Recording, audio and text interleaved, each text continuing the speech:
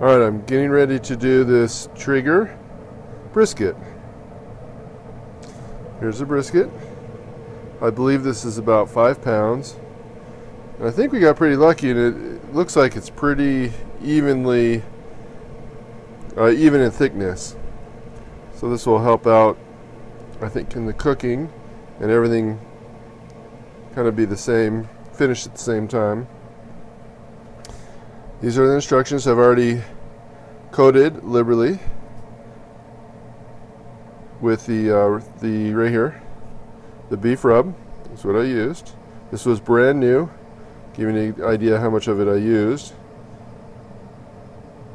So I guess that's about a quarter of it. I got it on both sides. Wrapped it for about 12 hours, not 24. The grill's smoking right there. We're on smoke. I show you this every time, I guess. You're on smoke right there. And it's actually should be ready to go.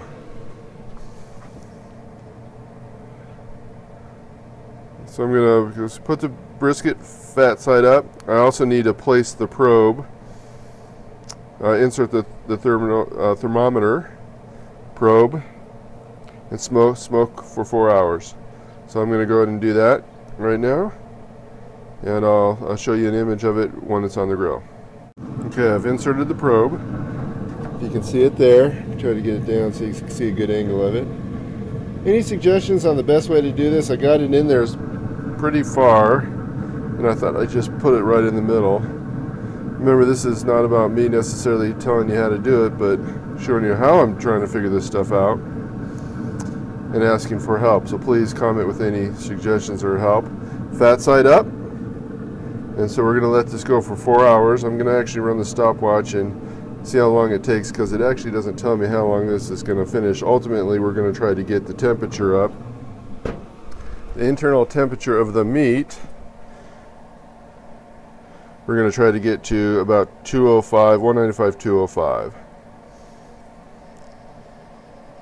All right, we'll check back with you later.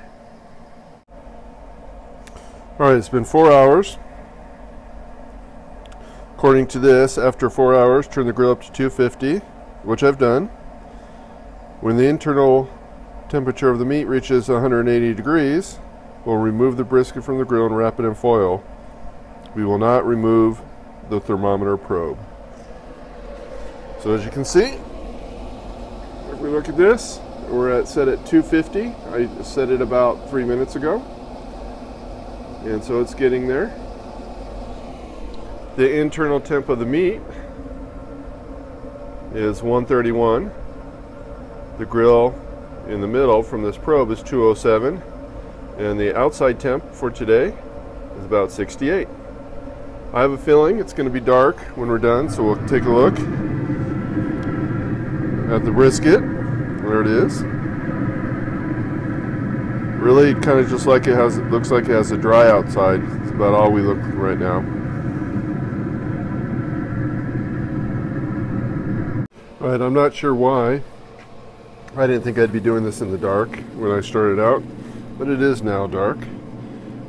The brisket is now up to 180, so I need to put it in foil and let it get up to 190 to 205, I believe is what it said. So I'm going to do that. I can't do this on the video. I only have one hand. Excuse me, I got 2 hands, but I think I need more to actually do this. So I'm going to pause you and I'll show you it once it's wrapped up. Alright, as you can see, it's all wrapped up. So we're now going to wait. Oh, by the way, this thing's been cooking for about 6 hours and 47 minutes. I don't know what I was going to say. When I lift up the brisket, it seemed kind of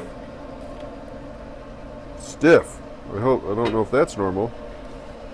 Okay, so I'm just going to let it get to a temperature. Check back when it's done. Okay, so the temperature of the brisket reached the 205 mark. So I'm supposed to be able to put a thermometer in there. It should be kind of like going into butter. Well, I will say this, you know what? You see that? Looks juicy, look at that, and it is going in very soft, so I'm going to consider this done. We'll check back in, we'll let it cool for a half an hour, and I'll show you what it looks like sliced up. Alright, here it is after cooling down for only about 30 minutes. They suggest you can let it cool down for up to 2 hours. Here's all the juices that have been out of it. I basically took out the foil, put a cutting board in there. I'm going to cut it up here. I kind of thought, if you look at this, I don't know if this is normal or not. Seems awfully stiff to me. Not a lot of bending going on there, but I'm going to cut it up and we'll see what happens. Okay, so I did cut some of it off, tasted it. Tastes pretty good. If I was to do this again, I'd probably use less of the rub, the seasoning. It's very, very strong, but feels like it breaks apart kind of easy. I mean, it's very moist, as you can see. I mean, it's very tender. And it tastes really good. Like I said, I'd probably put on less of the seasoning. Of course, I just tried the very end. That's going to be really the... I mean, it does seem to break apart pretty easy, I think. Bendy. But it tasted good. Sure did. Alright. Well, thanks for watching. I hope, I keep chewing here. Excuse me. I hope you enjoyed this video, and if you can leave some feedback, what you think, feel free, or we'd appreciate it. Thank you.